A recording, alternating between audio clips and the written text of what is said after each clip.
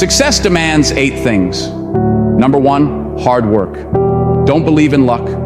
Believe in hard work. Number 2, patience. If you are losing the patience, then you are losing the battle. Number 3, sacrifice. If you don't sacrifice for what you want, then what you want becomes the sacrifice. Number 4, consistency. Consistency is what transforms average into excellence. Number 5, discipline. Motivation gets you going, but discipline keeps you growing.